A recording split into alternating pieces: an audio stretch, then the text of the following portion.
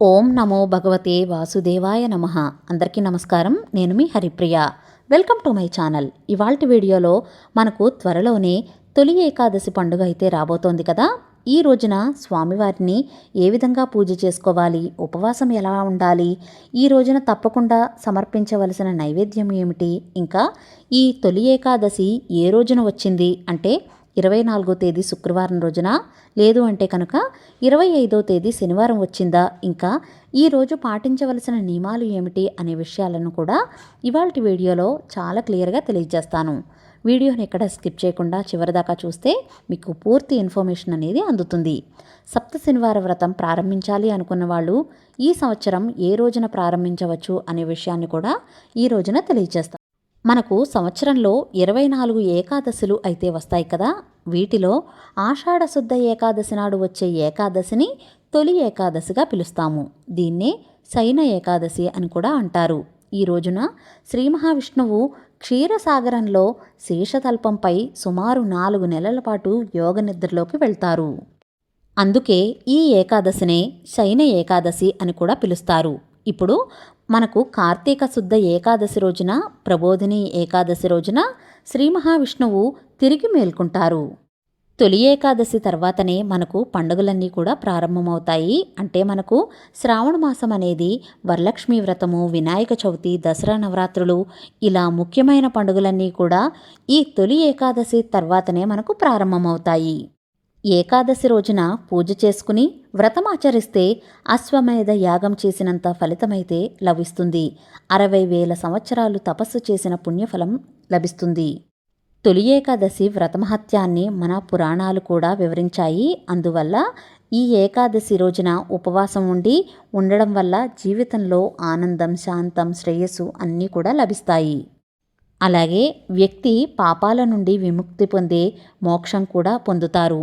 ఈ ఏకాదశి కాకుండా మనకు నెలలో వచ్చే ప్రతి ఏకాదశి రోజున కూడా మనం ఇలాగే ఏకాదశి వ్రతాన్ని పాటించినట్లయితే మోక్షం పొందవచ్చు, పాపాల నుండి విముక్తి అయితే పొందుతాము. ముందుగా మనం ఈ ఏకాదశి తిథి ఎప్పటి నుంచి ప్రారంభమైందో తెలుసుకుందాం. ఏకాదశి తిథి ప్రారంభం వచ్చేసి ఈ 2026 సంవత్సరం జూలై 24వ తేదీ అనగా శుక్రవారం రోజున ఉదయం 9:56 ప్రారంభమై 2026 సంవత్సరం జూలై 25వ తేదీ శనివారం రోజున ఉదయం 11:41 వరకు అయితే మనకు ఏకాదశి తిథి అయితే ఉంది. సూర్యోదయానికి తిథి ఏ తిథి అయితే ఉంటుందో మనం ఆ రోజునే ఆ తిథినే మనం పూజ చేసుకోవాలి. దీని ప్రకారం చూసుకున్నట్లయితే తొలి ఏకాదశి పండుగ నిర్వహించుకోవాల్సిన తేదీ ఈ 2026 సంవత్సరంలో జూలై 25వ తేదీ శనివారం అండి. ఉపవాసం అనేది ఉండాలనుకున్న వారు, ఈ ఏకాదశి వ్రతం ప్రారంభించుకోవాలి అనుకున్న వాళ్ళు ఈరోజే ప్రారంభించుకోవాలి. ఇంకా ఉపవాసం ఉన్నవాళ్ళు ఏ సమయానికి విడవాలి అంటే కనుక మనం ద్వాదశి గడియల్లో ఉన్నప్పుడైతే విడవాలి. అంటే పారాయణ వచ్చేసి మనకు జూలై 26వ తేదీ ఆదివారం రోజున ఉదయం 6:04 వరకు నుండి 8:38 లోపు అయితే మనకు ఉపవాసం అనేది విరమించవచ్చు. ద్వాదశి తిథి వచ్చేసి మనకు 26వ తేదీ అనగా ఆదివారం రోజున మధ్యాహ్నం 1:57 వరకు అయితే ఉంది. ఈ లోపు మనం ఉపవాసం అనేది విరమించవచ్చు. ఈ పూజ ఎప్పుడు చేసుకోవాలి? మనం కుదిరితే ఈ పూజను బ్రహ్మ ముహూర్త సమయంలో చేసుకుంటే ఎంతో మంచిదండి.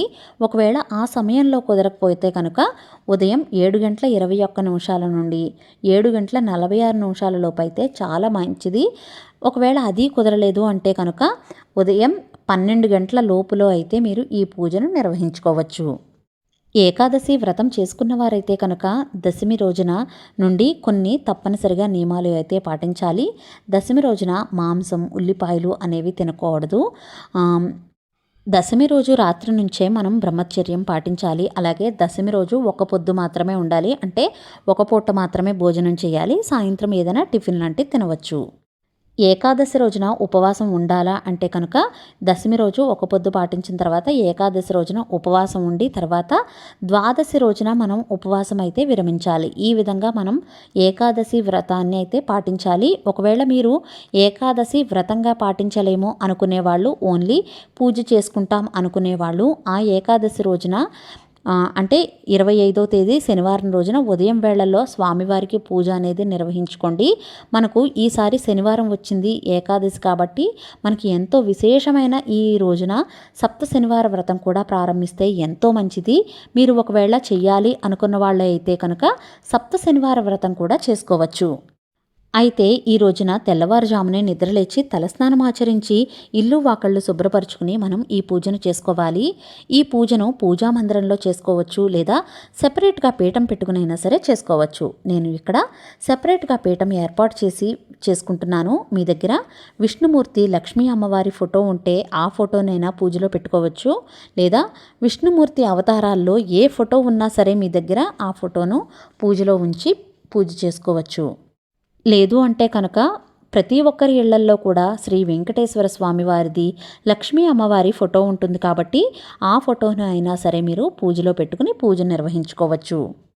మీ దగ్గర విగ్రహాలు ఉంటే కనుక విగ్రహాలు అయినా పూజలో పెట్టుకోండి. ఈ ఏకాదశి రోజు నుండి విష్ణుమూర్తి శేషతల్పంపై భక్తులకు దర్శనమిస్తారు. మన పురాణాల ప్రకారం ఈ ఏకాదశి నుండి సూర్యుడు దక్షిణాయన దశలోకి మనకు కనిపిస్తాడు. తొలి ఏకాదశికి రైతులు విత్తనాలు ఏకాదశికి కూడా జరుపుకుంటూ ఉంటారు. తొలి ఏకాదశి రోజున విష్ణుమూర్తికి ప్రత్యేక పూజలు అలాగే నిర్వహిస్తూ ఉంటారు. తొలి ఏకాదశి పండుగ రోజున జరుపుకునేవారు ఉదయమే నిద్రలేచి మనం ఈ పూజను అనేది నిర్వహించుకోవాలి. ఇంకా ఈ రోజున స్వామివారికి ఎంతో ప్రీతికరమైనటువంటి పిండి దీపాలను అయితే పెట్టుకోండి. ఇక్కడ పిండి దీపాలను మనం ఎన్ని పెట్టుకోవాలి అంటే కనుక 1, 5, 7 ఇలా ఎన్ని పిండి దీపాలైనా సరే పెట్టుకోవచ్చు. మీ ఇష్టమండి, మీరు ఎన్ని పిండి దీపాలు అయినా సరే పెట్టుకోవచ్చు. ఒకవేళ 7 శనివారాల వ్రతం చెయ్యాలి అనుకునే వాళ్ళు 7 దీపాలు కూడా పెట్టుకుని పూజ చేసుకోవచ్చు. మామూలుగా ఏకాదశి పూజ చేయాలి అనుకునే వాళ్ళు 2 పిండి దీపాలు అయినా సరే పెట్టుకుని చేసుకోవచ్చు. నేను ఇక్కడ 7 పిండి దీపాలను పెట్టుకున్నాను. నా దగ్గర శంఖచక్ర దీపాలు అలాగే ప్రమిదలు కూడా ఉన్నాయి. అవి కూడా పూజలో పెట్టుకున్నాను. పూజకు అన్నీ సిద్ధం చేసుకున్న తర్వాత ముందుగా మనం దీపారాధన కుందులు అవన్నీ కూడా సిద్ధం చేసుకోవాలి. ముందుగా దీపారాధన చేసుకోవాలి. దీపాన్ని ఏకహారతితో కానీ అగరబత్తులతో కానీ వెలిగించాలి. దీపం జ్యోతి పరబ్రహ్మ దీపజ్యోతి నమోస్తుతే అంటూ దీపాన్ని వెలిగించి దీపజ్యోతికి దగ్గర అక్షింతలు పువ్వులు వేసి దీపజ్యోతికి నమస్కారం చేసుకోవాలి. మనం ఏ పూజ చేసినా ఏ వ్రతం చేసినా ముందుగా వినాయకుడిని పూజిస్తాం కదా, ఇక్కడ కూడా మనం వినాయకుడిని పూజించాలి. వినాయకుడిని ధూపదీప నైవేద్యాలు అంటే షోడశోపచారాలతో కానీ పంచోపచారాలతో కానీ పూజించాలి. మనం చేసే పూజలోనూ మనం చేసే పనిలోనూ ఎటువంటి ఆటంకాలు ఉండకూడదని ముందుగా గణపతికి పూజ చేసుకోవాలి.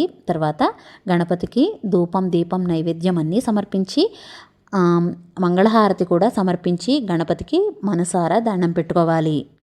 తర్వాత వెంకటేశ్వర స్వామివారికి పూజను మొదలు పెట్టుకోవాలి.